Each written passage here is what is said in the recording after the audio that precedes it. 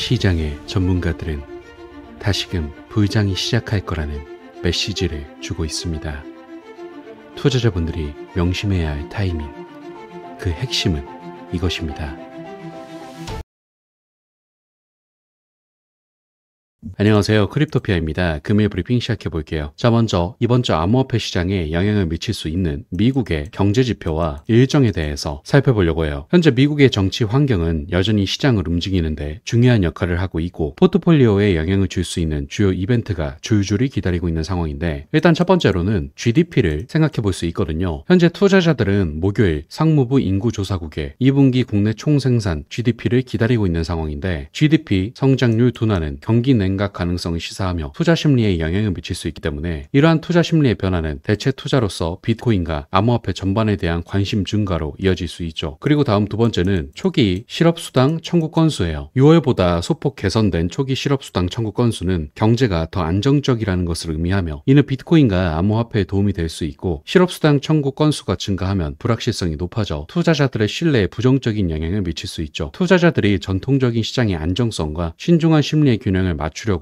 노력함에 따라 암호화폐는 급격한 변화를 겪을 수 있어요. 그리고 다음 세 번째는 PC 인플레이션을 생각해 볼 수 있는데, 금요일에 6월 개인 소비 지출 PC 지표도 주목할 만하거든요. 이는 7월 말 연준이 다음 회의를 위해 모이기 전 인플레이션에 대한 마지막 보고서로서 금리 인하에 대한 기대감 속에서 6월 인플레이션이 계속 둔화되었는지 여부를 보여줄 것이기에 깊이 체크해 봐야 하는데, 일단 연준은 인플레이션이 목표치인 2%에 근접하고 있다는 자신감이 커지고 있다고 밝혔거든요. 그리고 최근 인플레이션 급등을 억제하기 위해 수십 년 만에 최고 수준으로 금리를 설정한 정책 입안자들은 이제 금리 인하를 고려하기 전에 물가 수준에 대한 더 긍정적인 소식을 기다리고 있는 상태인데, 연준이 금리 인하를 9월 회의까지 기다릴 것이라는 추측이 있고, 또한 다른 사람들은 중앙은행이 7월에 금리 인하를 단행할 것으로 기대하고 있기에 금요일의 인플레이션 보고서는 이러한 갈피를 잡는 데 도움이 되겠죠. 그리고 궁극적으로 연준은 이번 주에 어떠한 지침도 발표하지 않을 것인데, 이는 다음 주 FOMC 회의를 앞두고 공개 논평을 금지하는 블랙아웃 기간이 계속되고 있기 때문이죠. 따라서 시장이 미국 경제 데이터를 주시하는 가운데 시장 동향을 파악하고 분석할 필요성이 있고, 또한 전통적인 경제 지표와 암호화폐 시장 간의 상호 연관성을 이해하는 것이 중요하기에 이 점 참고하셔야 한다는 점 강조드릴게요. 다음으로 이더리움 ETF에 대해서 살펴볼게요. 계속해서 시장이 화두가 되었던 이더리움 현물 ETF를 SEC가 승인함에 따라 거래가 시작되었죠. 이로써 21쉐어즈, 비트와이즈 자산관리, 블랙록, 인베스코,